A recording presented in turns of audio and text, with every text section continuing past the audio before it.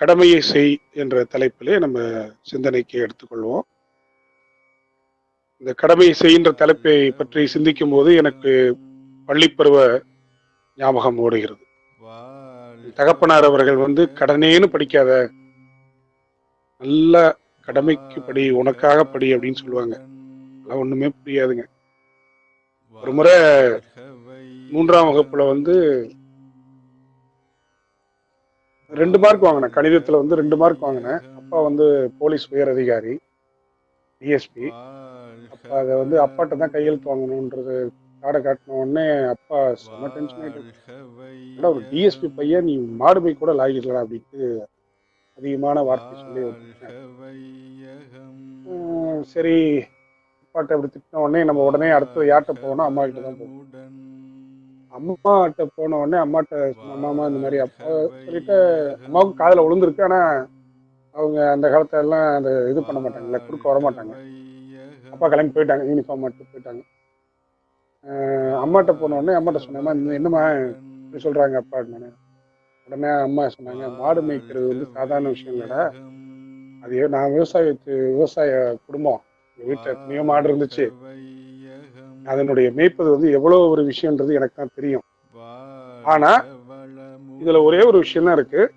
நீ மாடு மேய்ச்சாலும் ஒரு டிகிரி வாங்கிட்டு தாண்டா நீ மாடு மேய்க்கணும், இன்னைக்கு உள்ள சூழ்நிலை அப்படி இருக்கு அப்படின்னு என்னுடைய தாய் அவர்கள் எந்த ஒரு செயலையும் அதனுடைய முக்கியத்துவத்தை எனக்கு சொல்லி, படிப்பினுடைய முக்கியத்துவம் எதுக்கு அப்படின்றத சொல்லி எங்களை எல்லாம் இந்த அளவுக்கு ஆளாக்கி என் தாயை வணங்கி, அறிவுக்காக என்னை அரவணைத்த என்னுடைய தகப்பனாரை வணங்கி,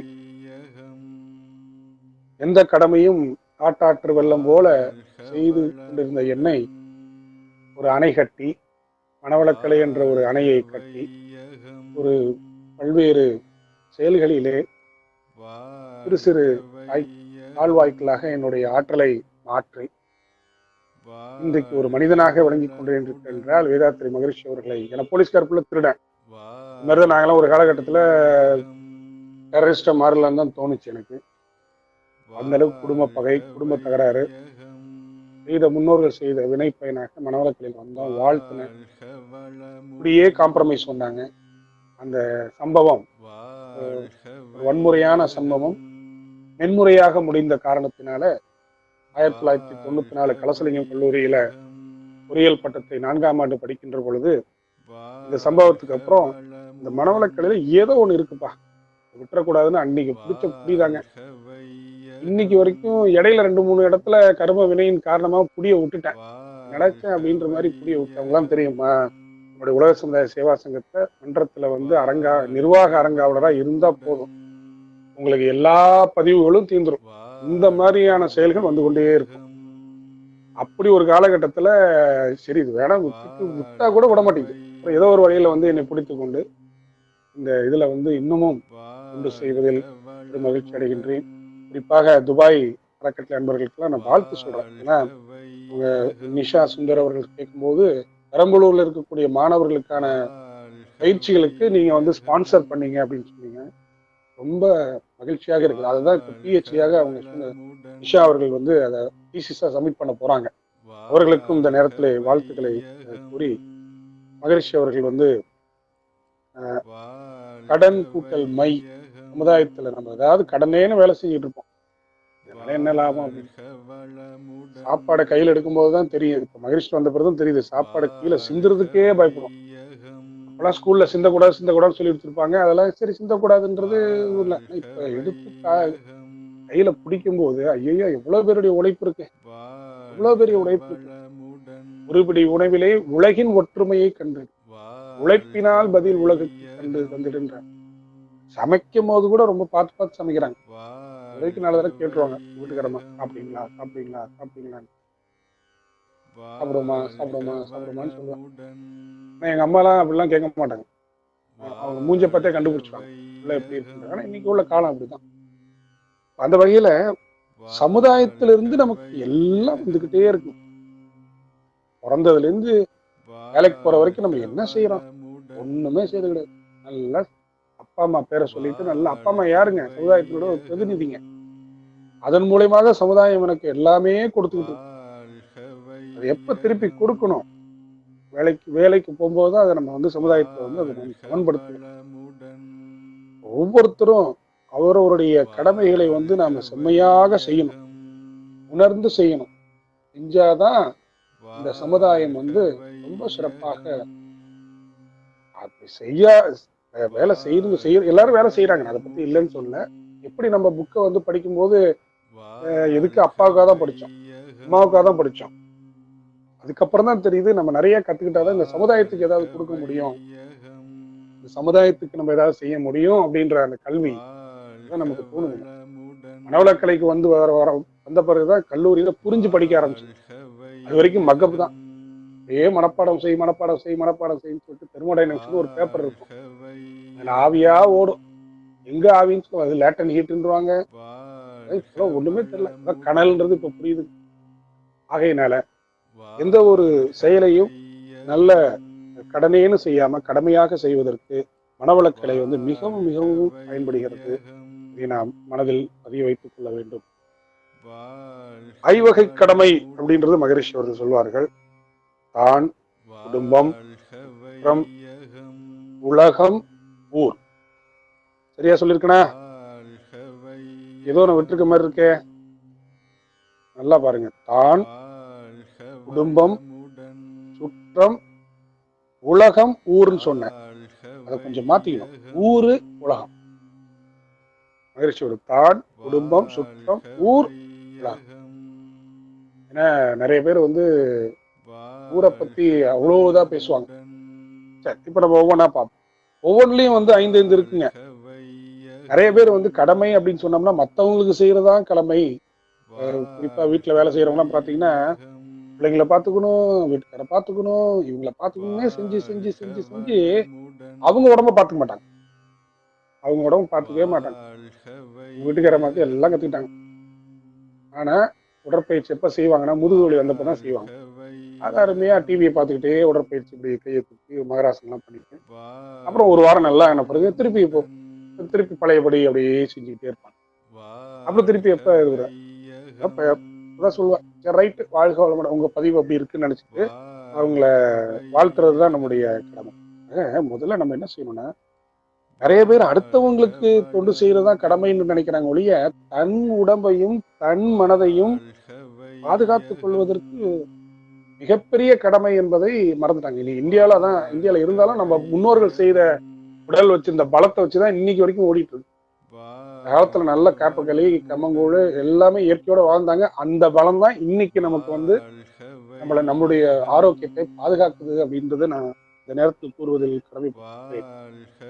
ஆக ஐவகை கடமைகளை தன்னை பொறுத்தவரை பார்த்தீங்கன்னா என்றால் உணவு, உழைப்பு, உறக்கம், உடலுறவு, எண்ணத்தில் அளவு முறையோடு வாழ்வதுதான் தன்னுடைய கடமை. பாருங்க, உணவெல்லாம், அதாவது உணவை பத்தி பேசும்போது எல்லாருக்கும் தெரியும், சொல்ல வேண்டிய அவசியம் இல்லை. இதே ஒரு தவம் மாதிரி செய்யணுன்றாங்க. உழைப்பே ஒரு தவம் மாதிரி செய்யணுன்றாங்க. உறக்கமே அது வந்து தானாக இயல்பாக நம்ம வந்து ஓய்வு தான் எடுக்கணும். உறக்கம் வந்து அதுவா அமையும். அதே மாதிரி உறவு, உடல் உறவு அதுவும் அது மாதிரிதான். அதை பத்தியான தெளிவான காய்கள் காட்டுறவங்களுக்கு தான் தெரியும். காய்கள் பயிற்சி எடுத்தவங்களுக்கு தான் தெளிவா தெரியும் எவ்வளவு ஒரு புனிதமான ஒரு செயல் அப்படின்றது. தாம்பத்தியம் என்பது எவ்வளவு மிகப்பெரிய புனிதமான செயல்ன்றது அப்பதான் தெரியும். அதுல மட்டும் அந்த இவர் சொல்வாரு, ஜீசுவா ஐயா சொல்வார்கள், தாம்பத்தியத்தினுடைய வெற்றியின் ரகசியம் மற்றவர்களுக்கு விட்டு கொடுத்தே எவ்வளவு கொடுக்குறாங்களோ அதான் மகிழ்ச்சி சொல்லுவாங்க. விட்டு கொடுத்து தரக்கூடிய இன்பம் தான், அதுதான் மிகப்பெரிய வெற்றி என்பதை பற்றி சொல்வார்கள். அதுல நம்ம நாட்டுல நிறைய தாம்பத்தியம், தந்திராவளி தாம்பத்தியம் என்று நிறைய விஷயங்கள் இருக்கு. ஆக தன்னுடைய உணவு, உழைப்பு, உறக்கம், உடலுறவு, எண்ணத்தை, குறிப்பா எண்ணங்களை ரொம்ப சீராக நேர்த்தியாக வைத்துக் கொள்வதே மிகப்பெரிய கடமை. இன்னும் பெருசா மற்றவங்களை போய் செய்ய வேண்டாம். நம்ம உடம்ப பார்த்தாலே, நம்ம உடம்ப இது பண்ணாலே அளவு முறையோட வாழ்ந்தா போதும். பாருங்க, எல்லாம் சொல்றாங்க, இது ஊரடங்குன உடனே எல்லாம் சாமானை வாங்கி அடுக்கி வச்சுக்கிறாங்க. அது மாதிரி பண்ணாதீங்கன்றாங்க. உங்களுக்கு எவ்வளவு சாமான் தேவையோ அதுக்கு தகுந்தபடி அடிக்கிறீங்க. ஏன்னா மற்றவங்களுக்கு கிடைக்கணும்ல, விலைவாசி என்ன பெரிய விலைவாசி ஆயிட போகுது. அதனால அந்த வகையில இதுல நம்ம அளவு முறை காக்க வேண்டும், தன்னுடைய கடமையாக கருதுவோம். உடற்பயிற்சி செய்வதே ஒரு கடன். சொல்லுவாங்க நித்திய கடன்கள். காலை கடன்கள் முடிச்சிட்டியா, கழிவுகளை நீக்கி உடலில் இருக்கக்கூடிய வெப்ப ஓட்டம், இரத்த ஓட்டம், காற்றோட்டம், உயிரோட்டம், காந்த ஓட்டத்தை சமம் செய்து மன அலைச்சலை குறைப்பதே மிகப்பெரிய கணக்கு. நம்ம எல்லாருமே செய்ய வேண்டும் என்பது இந்த தருணத்திலே சங்கல்பம் எடுக்கணும். அடுத்தது பாத்தீங்கன்னா குடும்பம். அம்மா, அப்பா, மனைவி, மக்கள், சகோதரர்கள். நினைச்சு பாருங்க, இந்த மன்றத்துக்கு வந்த பிறகுதான் எங்க அக்காவை அக்கான்னு சொல்லி கூப்பிட்டு, இது வரைக்கும் ஆண்டாளு ஆண்டாளுன்னு கூப்பிட்டு. விழுப்புரம் அறக்கட்டளையில கண்ணன் ஐயா அவங்க துணைவியார் எனக்கு ஒரு நாள் தவம் முடிச்சு போகும்போது, அக்கா இங்க ஆண்டாள் வீட்டுக்கு போறான்னாங்க. யாருப்பா ஆண்டாள் அப்படின்னாங்க. அக்காங்க. என்ன தம்பி அக்கா அக்கான்னு தானே கூப்பிடணும்னா அன்னைக்குதான் உரைச்சிச்சு. அன்னையில இருந்து இன்னைக்கு வரைக்கும் அக்கா அக்கான்னு கூப்பிட்டேன். இது வரைக்கும் எங்க அதுல கிடைக்கக்கூடிய அந்த உணர்வு, அந்த பாசம், அந்த அன்புன்றது ஐயோ அதெல்லாம் சொல்லி தெரியாதுங்க. அதெல்லாம் அனுபவிச்சுதான் தெரியும். இது வரைக்கும் அவங்க அந்த அளவுக்கு என்னுடைய ஒரே ஒரு அக்கா தான் இருக்காங்க. அவங்க சொல்றாங்க. அதே மாதிரி மச்சான் உறவு முறைகளை சொல்லும் போது அது அடுத்த மச்சான் வருமா அப்புறம் வரும் பார்ப்போம். அம்மா அப்பா, கண்டிப்பா நம்ம அம்மா அப்பாவை மகரிஷி வந்த பிறகு தெரியும். அவங்க மனசு கொஞ்சம் சஞ்சலமா இருந்துச்சுன்னா நம்மளால நிம்மதியா இருக்க முடியாது. குறிப்பா இப்ப வெளிநாட்டு வாழ் இந்தியர்களுக்கெல்லாம் இதுதான் ஒரு பெரிய இது. அமெரிக்கா போனப்ப என் நண்பன் சொல்லுவான், மாப்பிள்ள எல்லாமே இருக்குடா, அப்பா அம்மா பக்கத்துல வச்சு பார்க்க முடியலன்னு ஒரு ஆதங்கப்படுவான். ஆனா இன்னைக்கு அந்த இதே இல்லை. விஞ்ஞான வளர்ச்சியில டெய்லி அவங்க ஒரு 2 மணி நேரம் வீடியோ கால்ல அவங்க அப்பாட்ட பேசினா, அதுக்கப்புறம் வீடியோ கால்ல அவங்க அம்மாட்ட பேசினாங்க. எவ்வளவு விஞ்ஞானம் வளர்ந்துருக்கு பாருங்க. செல்போன் இதுக்காக நன்றி சொல்லுங்க. உலகத்துல எங்க போல தூரத்துல இருந்தாலும் நம்ம மூஞ்ச பார்த்தாலே அவங்களுக்கு நேரடியா பாக்குறது வேற, மூஞ்ச பார்த்த உடனே அவங்க சந்தோஷம். ஆஹா இன்னும் மூஞ்சி வாடி இருக்கேன், சரியா உடம்பு சரியா பாரு அப்படின்றாங்க அம்மா. அப்ப போதுமே, அது போதுமே, பையனை பார்த்துட்டேன் அப்படின்ற ஒரு சந்தோஷம். அதனால டெய்லி அம்மா அப்பாவை நம்ம அவங்களுடைய மனதை எந்த அளவுக்கு அவங்கள பேரின்பத்துல வைக்க முடியுமோ வைக்கணும். அதே மாதிரி தான் மனைவியும் கொடுப்பான். மனைவின்றது தெரியும். மனைவி நீங்க பேர் டெய்லி ரெனியூவல் பண்ண வேண்டியதா இருக்கு. அவங்களை டெய்லி இது பண்ண வேண்டியதா இருக்கு. அதனால அவங்கள அது ஒரு தெய்வம். மனைவின்றது இவரு இப்ப எங்க வீட்டை எடுத்துட்டீங்கன்னா, எங்க வீட்டுக்காரம்மா விடிய தூங்குவாங்க. அதான் எந்திரிச்சாங்க கொஞ்ச நேரத்துக்கு முன்னாடி. நான் 9 மணிக்கு தூங்குவேன். ஆனா நான் தூங்க போறதுக்கு முன்னாடி எங்க வீட்டுக்காரம்மா எனக்கு கால் பயிற்சி பண்ணி கொடுப்பாங்க. அதே மாதிரி அதான் அக்ரிமெண்ட். காலையில என்ன பண்ணுவாங்கன்னா, அவங்க எந்திரிச்சு நான் எல்லாம் முடிச்சுட்டு வந்த உடனே அவங்க எந்திரிக்க முடியும், அவங்க காலை பிடிச்சி நான் அமைக்கணும். இதுதான் அக்ரிமெண்ட். என்ன சந்தோஷமா இருக்கு பாருங்க. இந்த ஊரடங்குல இவ்வளோ க்ளோஸ்டா, இவ்வளோ தூரம், இவ்வளோ டைம் எடுத்து எங்க வீட்டுக்காரம்மா மூஞ்ச பார்த்ததே போன ஒரு மாசம் தான். கல்யாணம் 2002 கல்யாணம் ஆச்சுங்க. இன்னைக்கு என்ன ஆச்சு 2020, 18 வருஷம் கழிச்சு இவ்வளோ கிட்டன்ஸ்ல மூஞ்ச பார்த்து இவ்வளோ தூரம் ரசிச்சது நான் அப்பதான் பார்த்தேன். 2 பேரும் சிரிச்சு சினிமா பார்த்தீங்க. முன்னாடி 23ஆம் புலிகேசி குடும்பத்தோட பார்த்தோம். அது ஒரு 1.5 மணி நேரம் தான், அது வேற விஷயம். இன்னைக்கு ஒரு படம் போட்டிருந்தாங்க, சிரிச்சு அன்னைக்கு உட்காந்து பார்த்து ரொம்ப சிரிச்சோம். அதான் நினைச்சேன், கடவுளுக்கு நன்றி சொன்னேன். உடனே சொன்னேன், ஐயோ ரொம்ப தேங்க்ஸ், இவ்வளவு பெரிய வாய்ப்பை கொடுத்தது. வாழ்க வளமுடன், வாழ்க வளமுடன். இது யார் கடவுள்னா இப்ப யாருன்னு உங்களுக்கு தெரியும் நினைக்கிறேன். போன்ற வார்த்தை வச்சிருக்குதான் நம்மளை பொறுத்த வரைக்கும் இப்ப கடவுள். வாழ்க வளமுடன். அதே மாதிரி சகோதரர்கள், மக்கள், பிள்ளைங்களுக்கு நம்ம என்ன செஞ்சோம், பிள்ளை நமக்கு என்ன செஞ்சதுன்னு இல்லாம பிள்ளைங்களுக்கு நம்ம என்ன செஞ்சோம், இந்த குடும்பத்தினுடைய கடமைகளை பார்க்க வேண்டும். அடுத்தது சுற்றம். குரு, மாமனார், மாமியார், மைத்துனர், நண்பர்கள். இவர்கள்லாம் என்னை பொறுத்த வரைக்கும் இந்த சுற்றத்துக்கு வராங்க. வேற இதுல ஒரு மாதிரி இருக்கலாம். குறிப்பா மாமனார் மனவளக்கலைக்கு மட்டும் வரலன்னா, எங்க மாமனாரும் மாமியாரையும் சண்டை போட்டு எப்பயோ என்னென்னமோ நடந்திருக்கும். மனவளக்கலைக்கு கல்யாணம் பண்ணதுனாலதான் மருமகன் மாதிரி சொல்றாரு. மருவி வந்த மகன், மருவி வந்த மகள். அப்பனா நம்ம மாமனார் மாமியார் இன்னொரு அப்பா அம்மா தான். அருமையான பாடல் விஜய் சேதுபதி படத்துல வரும், அக்கம் பக்கம் பார் அம்மா அப்பா தான், முற்றும் முற்றும் பார் சொந்தம் பந்தம் தான். ஒரு நல்ல அந்த பாடல் கவிஞர் அருமையா சுத்தி பாருங்க. யார் வரா, எல்லாரும் புரிஞ்சிருக்கு. பக்கத்துல இருக்கவங்க தான் நமக்கு சொந்தக்காரங்க.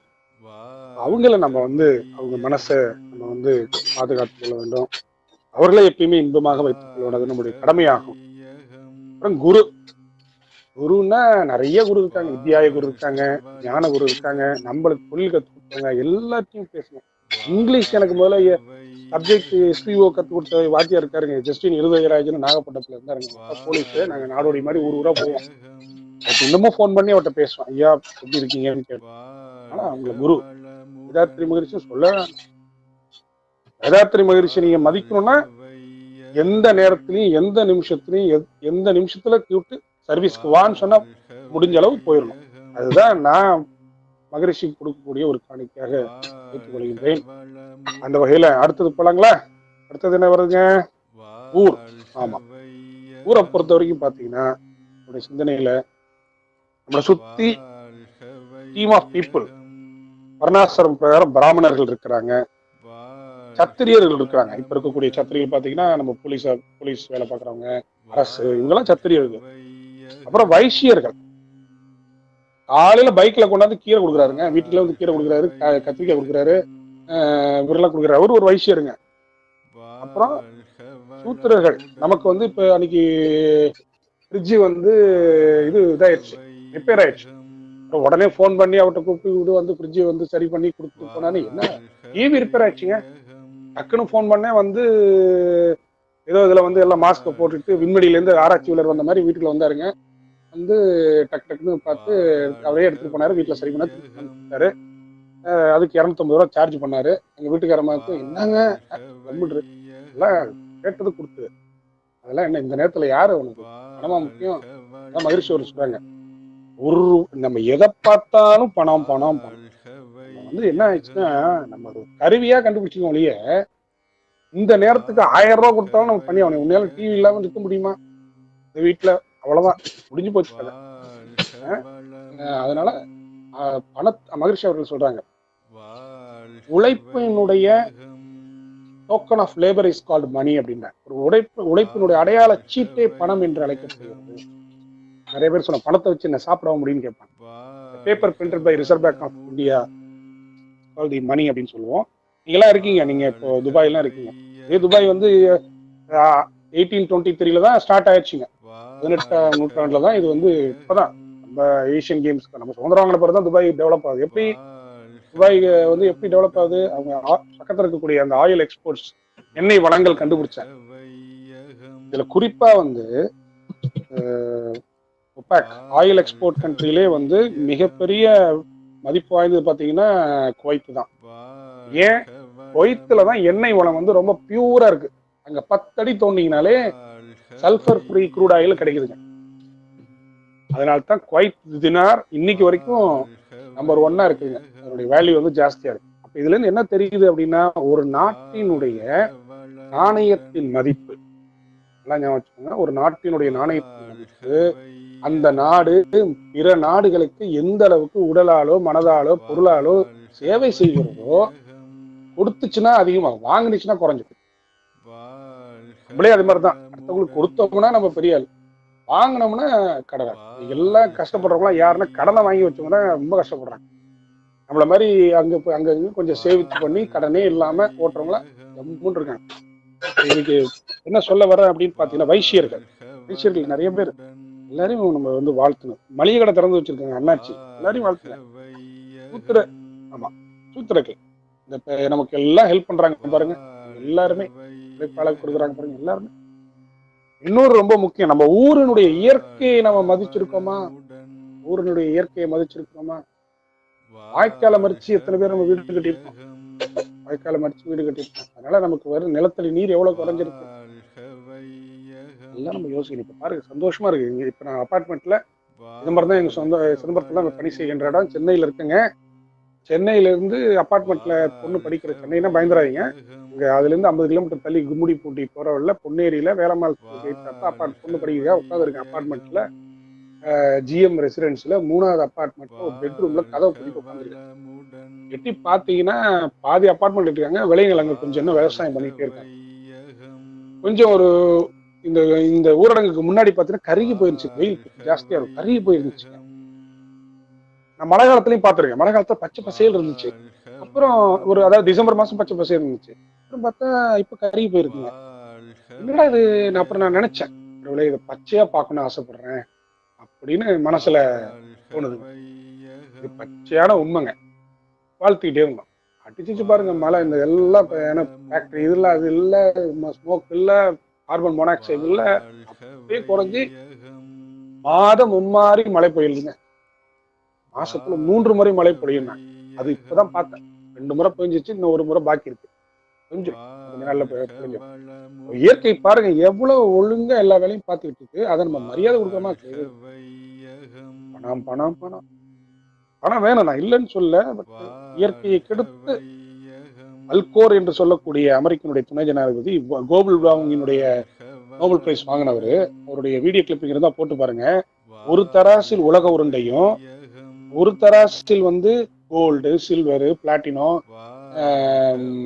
ஆண்ட்ராய்டு போனு, ஐபோனு, அப்புறம் லேட்டஸ்ட் நெக்லஸ், இப்போ அந்த நயன்தார மாடல் விஷயங்கள், புடவை, கம்மல், இதெல்லாம் ஒரு பக்கம் வச்சிங்கன்னா, கொண்டு போய் மனுஷன்கிட்ட காமிச்சிங்கன்னா கை எங்க போகும்னு பார்த்தீங்கன்னா, நயன்தாரா அக்காவுடைய கம்மலை வாங்குறது தான் கை போகும் ஒழிய, இந்த பக்கம் இயற்கையா இருக்கக்கூடிய அந்த அழகிய பறவைகள், அந்த இயற்கை காட்சியை ரசிப்பதற்கு மக்கள் வராது. அவர் கேட்கிறார், கடைசியா ஒரு கேள்வி கேட்கிறார், இந்த இயற்கை இல்லைன்னா இந்த கம்மல் வருமா? எங்கேயோ மண்ணில இருந்து தோண்டி அந்த உலோகம், அந்த இரும்புன்ற உலோகத்தை எடுத்து அதை மெல்லிசா உருக்கி அதை இது பண்ணி செய்து நமக்கு கிடைக்குது. உலகமே இல்லைன்னா நம்ம யோசிக்கணும். ஊரினுடைய இயற்கையை ரசிக்கணுங்க. ஒவ்வொரு ஊர்ல இருக்கக்கூடிய இயற்கையை ரசிக்கணும். வாழ்க்கை வளம். அடுத்தது உலகம். உலகத்தை பத்தி நம்ம கடமைகள், நம்முடைய கடமை என்னன்னா, நிகழ்ச்சி அவர்கள் என்ன சொன்னாங்க, உலகத் தலைவர்களை வாழ்த்த வேண்டும்.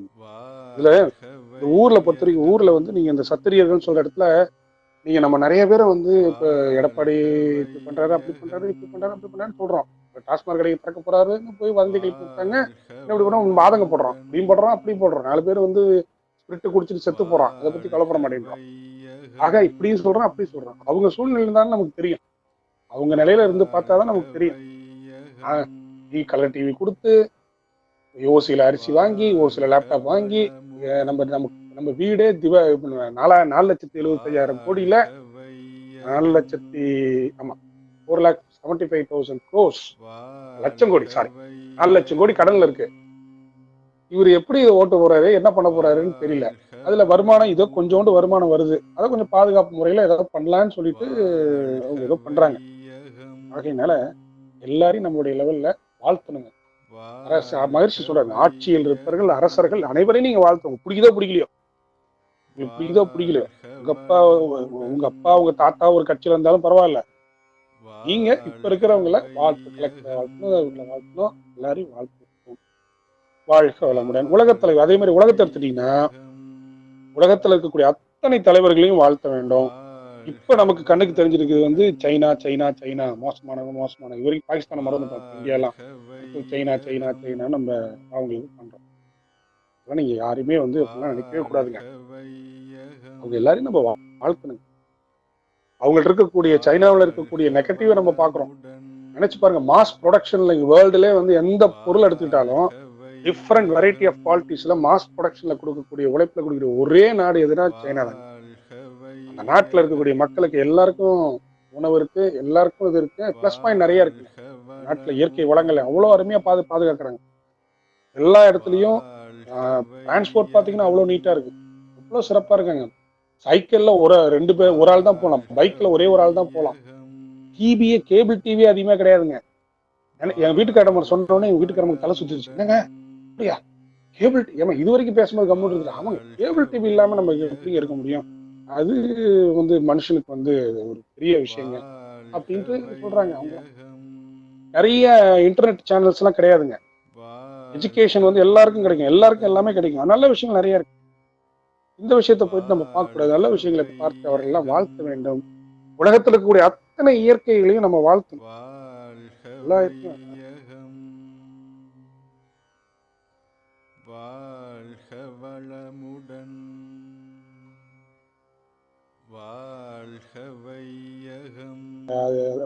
துபாயில பொறுத்த வரைக்கும் அந்த கட்டடத்தை ரசிக்கிறது மனுஷன்.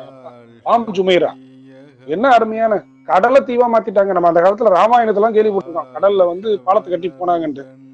அது அப்பதான் நான் நினைச்சேன், என்னடா இவங்களாம் எப்படி கட்டியிருப்பாங்க. பாம் ஜுமேரா தாங்க அந்த காலத்துல நம்ம ஆளு கட்டியிருக்காங்க. என்ன மாதிரி பாம் ஜுமேரா, சூப்பருங்க. வாழ்க்கணும், ரசிக்கணுங்க, நல்லா ரசிக்கணும். உலக இயற்கையை நம்ம வாழ்த்த வேண்டும், ரசிக்க வேண்டும். உலக மக்களை எல்லாம் நம்ம ரசிக்கணுங்க, வாழ்த்தணுங்க. மென், மெஷின், மெட்டீரியல், மணி. இப்போ இந்தியாவில் இன்ஸ்டன்ட் செக்கிங்காக சைனாட்டேருந்து வாங்கன்னாங்க. அதுல பாதி இது சரியில்லைன்னா திருப்பி கொடுத்துருப்போங்க. சரியில்லாத திருப்பி கொடுத்து திருப்பி அதுக்கு பதிலுக்கு வாங்க. ஏங்க நம்ம கடையில தேங்காய் சரியில்லைன்னா நம்ம என்ன பண்ணுவோம், கொண்டு போய் கொடுப்போம். பால் வீணா போச்சுன்னா உடனே கொண்டு கொடுப்போமா? ஏன்னா அதெல்லாம் எசென்சியல்ஸ். இன்னைக்கு நம்ம ஊர்ல அந்த தர்மம் இருக்குங்க. பிசினஸ்ல தர்மம் இருக்கக்கூடாதுன்னு சொல்லுவாங்க, ஆனா பிசினஸ்ல இருக்கு. பால் இப்ப இதாயிடுச்சுன்னா கொண்டு போய் கொடுப்போம். தேங்காய் வீணாயிடுச்சுன்னா கொண்டு போய் கொடுப்போம். உடனே புது தேங்காய் கொடுத்துருவோம், எக்ஸ்சேஞ்ச் பண்ணிடுவாங்க. ஆனா இருந்தாலும் மக்கள் மனசுல இன்னும் அந்த அந்த உண்மையான அன்புன்றது இருக்குங்க, அறம்ன்றது இன்னமும் இருக்கு. அதே மாதிரி மெஷின்ஸ் எல்லாம் மதிக்கணும், மெஷின்ஸ் எல்லாம் மதிக்கணும். உலகத்துல இருக்கக்கூடிய மக்கள் எல்லாம் நம்ம மதிக்கணும். அவங்க நாட்டினுடைய நாணயத்தை நம்ம மதிக்கணும். மெட்டீரியல் எல்லாத்தையும், உலகத்துல இருக்கக்கூடிய அத்தனை பேரையும் நம்ம வாழ்த்தணும். எல்லாரையும் வாழ்க வளமுடன், வாழ்க வளமுடன் என்று நான் பாருங்க. ஜூம் இணைப்புல கொள்ளை கிளப்பி விட்டாங்க. பையனுக்கு கிளாஸ் எடுக்கிறதுக்கு வாடான்னா வரமாட்டேன்றான். படிக்க வர பிடிக்கல. ரொம்ப திருப்பி இந்த ஆளு கடலை கேட்கணுமா, இந்த அளவு இதை பண்ணுமா, நம்ம ஒரு இடத்துல ஒடுங்கி உட்காரக்கூடாது அப்படின்றது இருக்கான்றாங்க. ஆனா வேற வழி இல்லை. இன்னைக்குள்ள வாடான்னு சொன்னா ஜூம் ஆப் டேட்டாவெல்லாம் திருடிடுவான். என்ன நீ பெரிய இந்திய நாட்டினுடைய பிரதமர், உன் டேட்டாவை எடுத்துட்டு போறான். இல்ல நீ ரஜினிகாந்த் கோடி ரூபாய் சொத்து வச்சிருக்க, இல்ல தயாநிதி மாறம் 300 கோடி பிளாக் 400 கோடி ஒயிட் வச்சிருக்க, ஏதோ ஒண்ணு சொல்றாங்க, வெளியில சொல்றாங்க. நான் நல்ல மனுஷன், இது மாதிரிலாம் வாழ்த்தணும். ₹1 காலை கொடுத்தாருங்க. போன் பிஎஸ்என்எல் எங்க பேசினாலும் ₹1. அந்த வகையில பையன் பயந்து போய் உட்காந்துருக்கான். அவனை இல்ல அப்படிலாம் நினைக்காதப்பா, நீ அதுல இருக்க நன்மைகளை பாரு, ஜூம் ஆப்ல இருக்கக்கூடிய நன்மைகளை பாரு அப்படின்லாம் கேட்டு, நன்மைகளை மட்டும் பார்த்து, அக்கௌண்ட்ஸ் பேங்க் அக்கௌண்ட்டை நீ அதுல மாத்திரு. பேங்க் அக்கௌண்ட் இருந்துச்சுன்னா வேற எதுக்கு கொண்டு போயிரு, லேப்டாப்ல கொண்டு போயிரு. எப்பயுமே உன் டேட்டா எடுத்துட்டு தான் இருப்பான். உன் டேட்டா எடுத்து என்ன பண்ண போறான், நீ என்ன பண்ண போற, நீ கொடுக்குற அசைன்மெண்ட்டை ஒழுங்கா பண்ண மாட்டேங்க. நீ கிளாஸ்ல எவ்வளவு சின்சியர்னு எனக்கு தான் தெரியும். இப்ப அம்மாட்ட நல்ல பேர் வாங்கினா போனை வச்சுன்னா திட்டுவாங்கன்னு சொல்றதுக்காக நீ இது மாதிரி போனுக்கு வர்றது வேற வழி இல்லை, பண்ணு அப்படின்னு சொல்றாங்க. அதனால தயவு செய்து மகரிஷ் சொன்ன மாதிரி யாரையும் குறை சொல்லாது, நம்ம என்ன செய்ய முடியும், நம்மளால இந்த உலகத்துக்கு என்ன செய்ய முடியும், வாழ்த்து. உலக மக்கள் உயிர் சக்தி ஓங்கட்டும். நீ பிரச்சனை என்னன்னா, யாருக்கும் இம்யூனிட்டி பவரே கிடையாது. இம்யூன் சிஸ்டமே கொலாப்ஸ் ஆயிருக்கு. ஏன்னா உணவு முறை காலி. மறு உண்டுன்றார் மகரிஷி அவர்கள். மருந்து கொடுத்தாலும் உள்ள இருக்குது வேலை செஞ்சா தானே கொடுக்கும். உள்ள இருக்கக்கூடிய விஷயமே ஒன்றும் இல்ல இருந்துச்சுன்னா அப்ப மருந்து கொடுத்து என்ன பண்ணி. அதனால நம்மளுடைய கடமை என்னவென்றால், இந்த நேரத்துல நல்ல மனவிரிவு கொண்டு, நல்ல பூரித்து, ஈவன் கொரோனா வைரஸே நீங்க பார்த்து கூட வசலாம். அது சூரியன் மாதிரி இருக்கு கொரோனா வைரஸ். அதை பார்த்து ரப்பர் பால் மாதிரி இருக்கு. அதை பார்த்து வாழ்க வளமுடன், வாழ்க வளமுடன், வாழ்க வளமுடன் வாழ்த்துங்க. நிச்சயமாக வெகு விரைவிலே நமக்கு ஒரு நல்ல இயல்பான நிலைமைக்கு திரும்பும் அப்படின்றத நேரத்தில் உங்களுக்கு சொல்லி, மகரிஷி அவர்கள் சொல்வார்கள், அருமையான ஒரு உதாரண கர்மயோக தத்துவத்தை பொறுத்த வரைக்கும், தகுதியை பெருக்கு தரணியை உனக்கு என்றனுடைய ஆசிப் அலி என்றனுடைய நண்பர் அவர்கள், தஞ்சாவூர் ஆசிப் அலி அவர்கள் இந்த வார்த்தைகளை சொல்வார்கள். மகரிஷி அவர்கள் இந்த கர்மயோகத்துக்கு ஒரு தத்துவம் சொல்றாரு. என்ன சொல்றாருன்னா, பூ மலர்ந்துச்சுன்னா, அந்த flower blossoms, the fragrance automatically blossoms. அதாவது ஒரு பூ மலர்ந்துச்சுன்னா அதனுடைய மனதை யாருமே அடக்க முடியாது. அது தானா வீசும். இன்னைக்கு கூட ஒரு சுகர் எடுத்து வச்சுருங்க எங்க வீட்டுல, நல்ல நாட்டு சக்கரை, எந்த ஒரு கலப்படம் இல்லாத நாட்டு சக்கரை நீங்க வீட்டுல நடு வீட்டுல வச்சிருங்க. SMS கொடுக்க வேண்டாம், போன் பண்ண வேண்டாம், ஒன்னும் சொல்ல வேண்டாம். அழகா கட்டெரும்பு சாப்பிட்டு போமான்னு பாருங்க. ஏதோ ஒரு எறும்பு, அந்த ஊருக்கு என்ன வாழுதோ அந்த எறும்பு சாப்பிட்டு போமான்னு பாருங்க. அப்ப இன்னைக்கும் உலகத்துல என்ன அப்படின்னா, ஒரு பூ மலர்ந்துச்சுன்னா ஆட்டோமேட்டிக்கா வாசனை.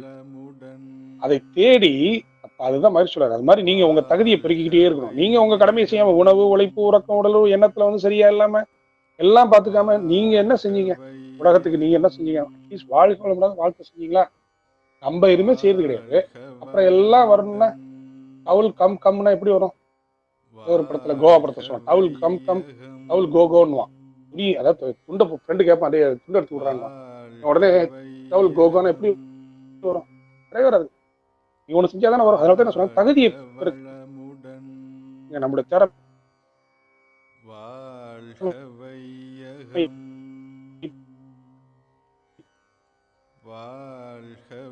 தகுதிகளை வளர்த்துக் கொண்டே இருக்க வேண்டும். நம்மளுடைய தேடி வண்டு வருமா, வண்டு வந்து அதை அடுத்த லெவலுக்கு உயர்த்துமா, அதனுட்டு இருக்கக்கூடிய தேனை எடுத்துக்கணும், அதுக்கு வேண்டிய விஷயத்தை எடுத்துக்கொண்டு அந்த பூவை அடுத்த நிலைக்கு உயர்த்துகிறது. மகரந்த சேர்க்கைக்கு உருவாகி அதுக்கு வேண்டியது எடுத்துட்டு அது கொடுத்துட்டு கண்டிப்பா வராது. என்ன அர்த்தம் அப்படின்னா, நீங்க ஒண்ணு கொடுத்தீங்கன்னா சமுதாயத்தில் திருப்பி உங்களுக்கே வரும், பன்மடங்காக வரும். அடுத்த நிலைக்கு உயர்வீர்கள், கொடுத்தவர் வாழ்வார் என்றதான் சரித்திரம். அதான் வேற சுபையா பெரிய பேராசெல்லாம் சொல்லுவாங்க, ஒரு நெல்லு போட்டீங்கன்னா 100 நெல்லு தான் வரும். ஒரு நெல்லு போட்டு இன்னைக்கு ஒரு நெல்லு வருதா?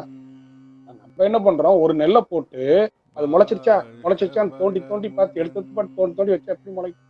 அந்த வகையிலே இவர்களே நம் மனவளக்கலையை தொடர்ந்து சிக்கன பிடித்துக் கொண்டு தொடர்ந்து அதை பயிற்சிகளை செய்து தவமும் தற்சோதனையும் அப்படியே மாற்றி மாற்றி மாற்றி மாற்றி நீங்க செய்து செய்து செய்து மௌனத்தில் இருந்து இருந்து இருந்து அப்படியே நீங்க இந்த உலகத்தை வாழ்த்திக் கொண்டே இருந்தோம் என்றால் நிச்சயமாக மகிழ்ச்சி சொல்லக்கூடிய உலக சமாதானம் நீங்கள் வாழுங்காலத்திலே பார்ப்பீர்கள் என்பது இந்த தருணத்திலே சொல்லி தருமையான வாய்ப்பளித்த அனைத்து நல்ல உள்ளங்களுக்கும் நன்றியை உரித்தாக்கி கொண்டு, இப்ப இதுல ஏதாவது நன்மை இருந்துச்சுன்னா அது நிஷா சுந்தருக்கும் அவங்களுக்கு தான் போய் சேரும். இதுல ஏதாவது கொஞ்சம் யாரையாவது மனசுல வந்து அப்படி இப்படின்னு பண்ணிருந்துச்சுன்னா என்னுடைய உரை, ஏன்னா சில பேருக்கு யதார்த்தமா வந்து சில தலைவர்கள் பேரை வேற நான் சொல்லிட்டேன், யாராவது மனசு வந்து அப்படி இப்படின்னு இருந்துச்சுன்னா அது வந்து என்னுடைய கர்ம வினைகள் தான் காரணம் என்பது சொல்லி, உங்களுடைய கர்ம வினைகள் இருந்தாலும் பட் என்னுடைய கர்ம வினைகள் தான் காரணம் என்பதை சொல்லி, நீங்களும் உங்கள் அன்பு குடும்பம் உடல் நலம் நீலாயில் நிறைக்கும் உயர்வுகள் மெய்ஞானம் பெற்று மேலோங்கி வாழ வேண்டும் என்று குருவர்களையும் திருவுரலையும் வணக்கம் நிறுத்தி வாழ்க வளமுடன், வாழ்க வளமுடன், வாழ்க. பேசுறீங்க, ரொம்ப நன்றிங்க, ரொம்ப சிறப்பா இருந்தது. ரொம்ப எளிமையாகவும் நல்ல ஆழமான கருத்துக்களை வந்து ரொம்ப அருமையா பதிவுபடி சொன்னீங்க. வாழ்க வளமுடன்ங்க. எனக்கு ஒரு எல்லா கடமைகளை பத்தி நீங்க சிறப்பா சொன்னீங்க. இதுன்னு இப்ப மகரிஷி சொல்றாங்க, ஒன்றால் ஒன்று கெடாமல் பாத்துக்கணும்னு, இல்லைங்களா? அந்த இதை பத்தி கொஞ்சம் சொன்னீங்கன்னா உங்க அதுல இருந்து கேட்டோம்னா கொஞ்சம் நல்லா இருக்கும்னு நினைக்கிறேங்க. வாழ்க வளமுடன். ரொம்ப சந்தோஷம். வாழ்க்கை வளமுடன். ஐயா, நான் ரோட்டரியிலே இருக்கேங்க, ரோட்டரி கிளப்லயே இருந்து தொண்டு செய்யறேங்க. ரோட்டரி கிளப்ல பாத்தீங்கன்னா நிறைய நண்பர்கள், நல்ல நண்பர்கள் தொண்டு, ரோட்டரி லைன்ஸ் கிளப்ல இருந்திருக்கேங்க, ஜேசிஸ்ல இருந்திருக்கேன், சமூக தொண்டு செய்யக்கூடிய ஆர்கனைசேஷன். அவங்கெல்லாம் இப்ப கூட பாத்தீங்கன்னா இன்னைக்கு கொரோனால கூட நமக்கு தொத்தாதான்ற ஒரு தைரியம் ஒரு இதெல்லாம் இல்லைன்னா கூட மீறிட்டா அவனுக்கு சாப்பாடு இல்லையேன்னு கொண்டு போய் நிறைய செஞ்சுட்டு வராங்க. ஆனா அவங்க உடம்ப பாத்துக்க மாட்டாங்க. அவங்க பாத்தீங்கன்னா உடம்ப பாத்துக்க மாட்டாங்க. அவங்க இந்த ஆல்கஹால் மெடிடேஷன்ல ரொம்ப தீவிரமா இருப்பாங்க. ஆல்கஹால் மெடிடேஷன் தான் ஃபெலோஷிப்னு நினைப்பாங்க. உங்களுக்கு தெரியும் ஆல்கஹால் மெடிடேஷன் என்ன சொல்ல வரேன்னு உங்களுக்கு தெரியும். எல்லா மருந்துலயும் ஆல்கஹால் இருக்கு. குடிக்காதவங்க இந்த உலகத்துல யாருமே கிடையாது. மரத்துல சாப்பிட்டவங்க, சிறப்பு குடிச்சவங்க எல்லாருமே வந்து ஆல்கஹால் தான், எல்லாம் குடியாரங்கள் தான். ஆனா தன்னுடைய உடம்ப வந்து அவங்க பாத்துக்க மாட்டேன்றாங்க. ஏன்னா அது அவங்களுக்கு வந்து சர்வீஸ் தான் இம்பார்ட்டன்ஸ் கொடுக்கும். ஆனா தன் உடம்பை பாதுகாத்து கொள்ளணும். அதுதான் முதல்ல ஃபர்ஸ்ட். நீங்க நம்ம உடம்ப தான் பாத்து, நம்ம உடம்ப நீங்க பாத்துக்கிட்டீங்கனாலே அப்புறம் ஆட்டோமேட்டிக்கா குடும்பம் டெவலப் ஆகும், அப்புறம் சுற்றம் டெவலப் ஆகும், அப்புறம் ஊர் டெவலப் ஆகும், உலகம் டெவலப் ஆகும், எல்லாமே டெவலப் ஆகும். மகிழ்ச்சி அவர்கள் கடைசி வரைக்கும் உடற்பயிற்சி செய்யாங்க. இந்த வகையில ஒன்று அவங்க ஐயா சொன்ன மாதிரி நாம் பாத்துக்கணும். அப்புறம் அடுத்தது குடும்பம். நிறைய பேர் குடும்பத்துல இருந்துட்டு என்ன பண்ணுவாங்க அப்படின்னா, ஆமா இந்த பிள்ளைகளை ஆக்கு தொடச்சு போடுறதுக்கும் பாத்திரம் கழுவுறதுக்கும் ஆமா நான் இம்பிட்டு படிச்சிருக்கேன், இதான் என் வேலையா அப்படின்வாங்க. அதுதான் மகிழ்ச்சி என்ன சொல்றாங்கன்னா, நீ படிப்பு என்பது ஒரு பக்கம் இருந்தாலும் இருக்கிற ஒரு கணவர் வாங்குற பொருளாதாரம் போதுன்னு இருந்துச்சுன்னா உங்க பிள்ளைகளை வளர்க்கறதே ஒரு மிகப்பெரிய கடமை. ஒரு நல்ல பையன், நல்ல நான் நல்லா இருந்தேன்னா உதாரணம் சொல்றேன், நான் சொல்றேன் என் பெருமனா யாருக்கு, எங்க அம்மாவுக்கு தான் போகுது. அம்மாவுக்கு கேட்டாங்க ஒரு இதுல ஒரு பையன் அறியாமலே தானா வந்து சொல்லிட்டு போனாங்க கோயில, அவங்க பையன் சூப்பருங்கன்னு சொல்லிட்டு போனாங்க. நமக்கு சந்தேகம் வந்துருச்சு ஒரு கட்டத்துல. அப்ப தில்லைகாலியில உட்காந்துருக்கோம், நான் அம்மாவும் பக்கத்துல உட்காந்துட்டு தில்லைகாலியில உட்காந்துருக்கோம்.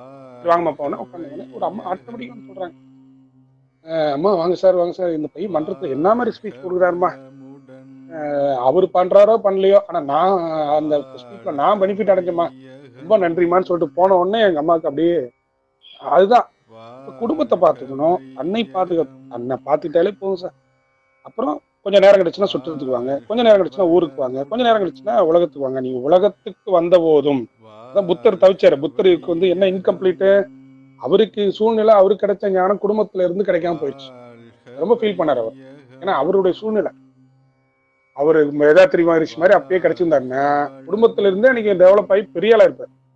கிடைக்கல அவருடைய சூழ்நிலை. அதனால ஐயா சொன்ன மாதிரி ரொம்ப நன்றிங்க. ஒன்றை ஒன்று கெடாமல் நாம் பார்த்து கொள்ள வேண்டும். இப்ப கூட ஒரு படம் வந்துச்சுங்க, தெலுங்குல ஒரு படம் இருந்துச்சு. அவர் முதலமைச்சரா இருப்பாருங்க. ஆனா அவங்க தம்பி உடம்பு சரியாம இருக்கப்ப கொஞ்ச நேரம் ஸ்பெண்ட் பண்ணிட்டு வருவாரு. போயிட்டு அவங்க இடத்துல உட்காந்து ஸ்பெண்ட் பண்ணிட்டு வருவாருங்க. அதுல எல்லாருக்கும் நம்ம நேரம் ஒதுக்குறதுல தயாராக இருக்க வேண்டும். அதனால ஒன்றை அளவுக்கு அந்த ஸ்டெப் அப்படிதான். தான், குடும்பம், சுற்றம், ஊர், உலகம். உலகத்துல இருந்தாலும் தன் உடம்ப பாத்துக்கணும். உலகத்துல இருந்தாலும் தன்னோட குடும்பத்தை. அம்மா அப்படித்தானே, ஜெயலலிதா அம்மா வந்து எவ்வளவு பண்ணாங்க. உடம்ப பாத்துருந்தாங்கன்னா நேரம் நமக்கு எவ்வளவு பெனிஃபிட் கிடைச்சிருக்கும். வாழ்க வளமுடன். நன்றிங்க. வாழ்க வளமுடன்.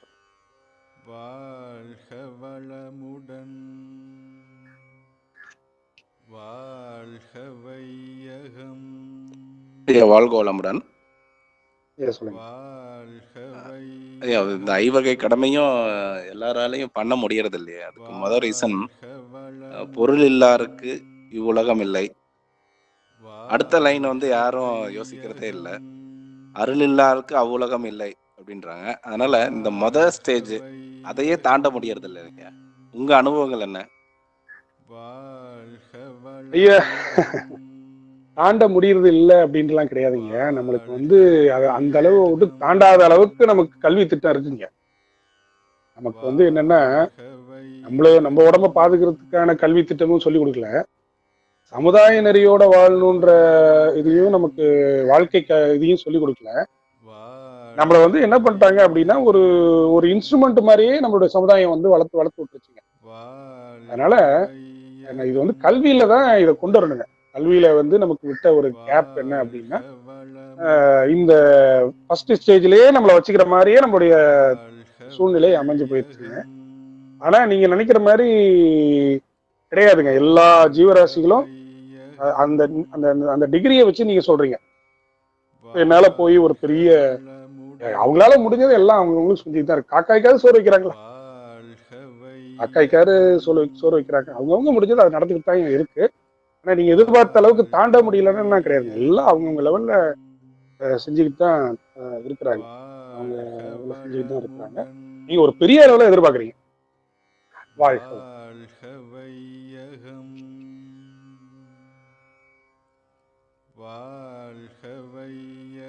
ஏன்னா இப்ப வாழ்க வையகம், வாழ்க வளமுடன், உலகத்தை வாழ்த்துறதே ஒரு பெரிய விஷயம் தானே. இப்ப நம்மளால என்ன செய்ய முடியாதான்? ஒரு சொந்தக்காரங்க வராங்க, அவங்களுக்கு வந்து நம்ம கடன் கொடுக்க முடியாத சூழ்நிலை இருந்தாலும் அவங்களுக்கு வந்து சில ஐடியா கொடுக்கலாம்ல. அவங்களுக்கு வந்து சில ஐடியாலாம் கொடுப்போம். நம்மள மனவளக்கலைஞர் வந்தா நான் வாழ்த்துறேன்ப்பா, இந்த அவத்துல உனக்கு வாழ்த்துறேன்ப்பா, இருந்தாலும் நீ என்கிட்ட இல்ல, அந்த குப்புசாமியை போய்ப்பாரு, அந்த ராமசாமியை போய்ப்பாரு, அவரு உனக்கு ஏதாவது ஹெல்ப் பண்ணுவாரு, இது பண்ணுவாரு, பட் என்னால சூரிட்டி போட்டு எனக்கு கொடுக்கக்கூடிய சூழ்நிலை இல்லைன்னு சொல்லி நம்ம வார்த்தையால நம்மளால முடிஞ்ச அளவு செய்யறீங்க. ஒரு பச்சிலை போதுன்றாங்க, கொண்டு செஞ்சுட்டு தான் நடக்குதுங்க. வாழ்க வளமுடன். வாழ்க வளமுடன் ஐயா. வினோத் பேசுறாங்க. சொல்லுங்க வினோத். இப்போ வேதாத்திரியம் வந்துட்டு கல்வி பாடத்திட்டங்கள்ல வரணுங்கிறது சொல்லிட்டு இருக்காங்கல்ல. ஆமாங்க. இப்போ அதற்கான நடவடிக்கைகள் எந்த அளவுக்கு வந்திருக்குது, எந்த அளவுக்கு அவங்க வந்திருக்காங்க, எப்போ இது வந்துட்டு பாடத்திட்டங்கள்ல வரும்? நீங்க இப்ப என்ன, நீங்க தான் ஸ்பான்சர் கொடுத்து பெரம்பலூர் மண்டலத்துல ஃபுல்லா அங்க இருக்கக்கூடிய சிஓ ஆபீஸ்ல போய் அவங்க டிஷா சுந்தர் வந்து என்ன பண்ணிருக்காங்க தெரியுங்களா? சிஓ ஆபீஸ்ல போய் சிஓட்ட பெர்மிஷன் வாங்கி அவர் பெர்மிஷனோட அவர் கம்ப்யூட்டர்ல டைப் படிச்சு பெர்மிஷன் லெட்டர் எடுத்து எல்லா ஸ்கூல் டீச்சருக்கும் போய் அந்த டீச்சர்கிட்ட பெர்மிஷன் வாங்கி எல்லாத்தையும் நடத்தி வந்திருக்காங்க. அதனால நீங்க தயவு செய்து மைண்டுன்ற தத்துவம், இப்ப எங்க எம்பிஏ பசங்களுக்கு எல்லாம் நாங்க சிலபஸ்ல வச்சுக்கோங்க, வேதாத்திரி மகரிஷி தி கான்செப்ட் ஆஃப் மைண்ட்னு வச்சுக்கோங்க. ரிசர்ச் பொழந்து கட்டுறாங்க நம்ம ஆளுங்க. கேட்டு பாருங்க, நம்ம ஒரு காலத்துல வந்து மகேஷ் தான் அவ்வளோ ரிசர்ச் டாக்குமெண்ட்ஸ் இருந்துச்சுங்க. ரிசர்ச் பண்றப்ப, ஆராய்ச்சி பண்றப்ப இருந்துச்சுங்க. இப்ப நம்ம மனவளக்கலையில ஏகப்பட்ட ரிசர்ச் வந்துருச்சுங்க. அதனால இப்ப கல்வி திட்டங்கள்ல நிறைய பரவுது. மாணவர்கள்ட்ட வந்து இப்ப என்னன்னா மத்த மதம்ன்றது எல்லாத்துலயும் யோகா கிராமர் தான். மற்ற மதங்கள் இது சாராத மற்ற மதங்களை அரவணைச்சு போகக்கூடிய ஒரே யோகா அமைப்பு வேதாத்திரி மகரிஷி தான். அதனால எல்லாத்துலயும் இப்ப ஸ்ப்ரெட் ஆகிட்டே இருக்குங்க. நிறைய கல்வி திட்டங்கள்ல அங்கங்க நிறைய எம்எஸ்சி படிச்ச மாணவர்கள்லாம் ரொம்ப பெரும். இது வரைக்கும் நான் படிச்ச படிப்பு இல்லைங்கன்றாங்க. இந்த வகையில நீங்க நல்லா வாழ்த்து கொடுங்க. நல்லா டெவலப் ஆகிட்டே இருக்கு. அப்பப்ப நீங்க அப்படி சுந்தர் அவங்களுக்கு எல்லாம் ஸ்பான்சர் பண்ற மாதிரி எங்க மற்ற எல்லா டிஸ்ட்ரிக்டும் உலக சமுதாய சேவத்தின் மூலியமா அள்ளி வழங்குங்க. அவ்வளவுதான் சூப்பரா. தமிழ்நாடு பாத்தீங்கன்னா பெரிய இதாயிருக்கும். வாழ்க்கை வளமுடன். வாழ்க வளமுடன். வாழ்க வையகம். ஐயா வாழ்க வளமுடன். ஐயா சொல்லுங்கய்யா. ஐயா முருகராஜ் பேசுறேங்க. சொல்லுங்க. ஐயா இப்ப உள்ள சூழ்நிலையில இப்ப நம்ம எல்லாம் மனவளக்கலையில பயிற்சி எல்லாம் எடுத்திருக்கோம். இப்ப நம்மளால எந்த மாதிரியான கடமை ஆற்ற முடியும்? இப்ப உள்ள சூழ்நிலைங்க, இப்போ நான் என்ன பண்ணிட்டு இருக்கேன்றத சொல்லிடுறேன் உங்களுக்கு. ஊரடங்கு ஆரம்பிச்சப்ப 5 வேளை சாப்பிட்டோம் அளவோட. இப்ப எல்லாம் குறைச்சிட்டு ஒரு வேளைக்கு வந்தாச்சுங்க. சாப்பாடு மதியானம் சாப்பாடு மட்டும் கொஞ்சம் சாப்பிட்டுக்கிறது, சாயங்காலம் கொஞ்சம் பழங்கலாம் அப்படியே சாப்பிட்டுக்கிறது. தவம் இங்க இருந்து இவரு வேதாத்திரி விருட்சத்துல தவத்துல உட்காந்துட்டேன். அங்க வந்து காலையில 9:45 10:30 மணி வரைக்கும் வரும். 11 மணில இருந்து 12 மணி வரைக்கும் நம்ம ஆலியார்ல சூப்பரா சிந்தனைகள் சிறப்பா நடக்குது. அந்த ஜூம்ல உட்காந்தாச்சு. அதுக்கப்புறம் சாப்பாடு வந்துடும். இதெல்லாம் உட்காந்து பசி எடுத்த உடனே அவங்க கரெக்டா வீட்டுக்காரமா சாப்பாடு வந்துடும். இடையில வந்தா கூட நம்ம ஏதாவது அட்ஜஸ்ட் பண்ணிக்கலாம். அது முடிஞ்ச பிறகு 2 to 3 அதே அவங்க விருட்சகத்துல பேரூர் அவங்க அறக்கட்டளை பண்ற ஜூம்ல உட்காந்துருது. 3 to 4 எங்களுக்கு கிளாஸ் MBA பசங்களை 3 to 4 4 to 5 5 to 6 மட்டும் கொஞ்சம் வீட்டுல வந்து இந்த கூட்டுறது பெருக்கிறதுலாம் கொஞ்சம் இன்சார்ஜ் கொடுப்பாங்க. அதை அப்படியே லைட்டா அப்படி பண்ணிட்டு சிறப்பா பண்ணிட்டு ஒரு பாத்திரத்தை இருந்தா அதை கொஞ்சம் விளக்கிட்டு திருப்பி மாலையில 6 மணிக்கு ஆரம்பிச்சிருங்க. 6 மணிக்கு கும்பகோண மண்டல சூம்ல இருந்து ஆரம்பிச்சு 6, 6:30, 7 மணிக்கு திருப்பி பேரூர்ல வந்து அவங்கள்ட்ட உட்காந்து பேசிட்டு அப்புறம் 8 மணிக்கு பாத்தீங்கன்னா 7:30 இருந்து 7:30 to 8 வந்து ஆங்கிலத்துல இதெல்லாம் பாசிட்டிவ் திங்கிங் பத்தி காஞ்சிபுரம் பேராசிரியர் அருமையா பேசினாங்க. கிருஷ்குமார் சார் வந்து நல்லா இது பண்ணாங்க. சில பேருக்கு இப்ப இது மாதிரி நம்ம ரொம்ப தேங்க்ஸ் சொல்லணும். இது மாதிரி நம்ம இணைச்சிக்கணும். இந்த இதுல இணைச்சுக்கிட்டோம்னா அப்புறம் நேற்று வீட்டுக்காரமா சொன்னாங்க, நீங்க ரொம்ப இது பண்றீங்க, செல்லை நீங்க எடுத்துக்கிட்டீங்க, எங்களுக்கு தர மாட்டேன்றீங்கன்னாங்க. உடனே லேப்டாப்ல கன்வெர்ட் பண்ணி அந்த இதை லேப்டாப்பை போட்டு செல்லை அவங்கள்ட்ட கொடுத்துரு. எப்ப கேட்டாலும் அவங்கள்ட்ட செல்லை கொடுத்துருங்க. வாழ்த்துங்க, நல்லா வாழ்த்துங்க. வாழ்க வையகம், வாழ்க வளமுடன்ற வாழ்த்து விட இன்னும் நல்லா வாழ்த்துணுமே ஆராய்ச்சி பண்ணுங்க, பரிசோதனை பண்ணுங்க. நாளைக்கு ஃபுல்லா மௌனம் முடிவு பண்ணிட்டேன். வீட்டுக்கார மட்டும் சொல்லிட்டேன், நான் பேச மாட்டேன். ஐயா பேச மாட்டீங்களா? ஆனா சாப்பிட மாட்டீங்களா? இல்ல சாப்பிடுவேன், ஆனா பேச மாட்டேன். கொஞ்சம் தான் மத்தியானம் மட்டும் கொஞ்சோண்டு செய்யு, மௌனம் இருக்கிறேன். சித்ரா பௌர்ணமி அப்ப நிறைய பவர் கிடைக்கும். நிறைய பவர் கிடைச்சாதான் நிறைய பணம் வரும். நிறைய பணம் வந்தாதான் உனக்கு நிறைய பணம் கொடுப்பேன் அப்படின்னு சொன்னோட அவங்க ரெடி ஆயிட்டாங்க. அப்படியே அந்த மாதிரி பரிசோதனை பண்ணுங்க. நிறைய மௌனம் தாங்க பண்ணி வாழ்த்துங்க. உலகத்துல வந்து வாழ்த்துறது வந்து நல்லா பவர்ஃபுல்லா வாழ்த்துங்க. அந்த வார்த்தையை பொறுக்கி எடுக்கணும். கேளுங்க மகிழ்ச்சி. ஆனா கேட்டாங்க எப்படி வாழ்த்தலாம்? உயிர் சக்தி ஓங்கட்டும். இதெல்லாம் வந்து வான்காந்தத்துல மகிழ்ச்சி அவங்க கொடுத்ததுதான். உயிர் சக்தி இப்ப எல்லாம் தானே வேணும். உலக மக்கள் உயிர் சக்தி ஓங்கட்டும், உடல் நலம் பெருகட்டும். அதெல்லாம் நேரம் கிடைக்கும் போதெல்லாம் அதை நானே புலம்பிக்கிட்டு இருப்பேன். மனசுக்குள்ள புலம்புறது, கதவு பூட்டிட்டு நான் வாய் விட்டு புலம்புறது. நல்லா நீங்க பாட்டு சந்தோஷமா இருக்கீங்க. இது மாதிரி ஒரு ஏன்னா நாங்களாம் மௌனம் நிறைய ஒரு வாரம்லாம் இருந்து மௌனத்துக்காக நாங்க ஏங்கினவங்க. ஆனா மனவளக்கலையில நாங்க உயர்ந்ததுக்கு காரணமே மௌனம் தாங்க. ஆலியாருக்கு எப்படி அந்த 10 நாள் மௌனம் கண்டிப்பா போயிருதுங்க. ஆரம்ப காலத்துல மாதம் ஒரு முறை மௌனம் இருந்திருக்குங்க. அதனால இது ஒரு பெரிய மௌன காலம். நிச்சயமாக மனவளக்கலைஞர்கள் பார்த்தீங்கன்னா மகிழ்ச்சி ஆகிறது கூட நிறைய சான்ஸ் இருக்கு. வேதாத்திரி மகரிஷியை விட அவர் தோல்ல ஏறிட்டு போகக்கூடிய சான்ஸ் நிறைய இருக்குது. இது நல்லா பயன்படுத்திக்கோங்க. வாழ்க்கை வாழ்க வளமுடன்.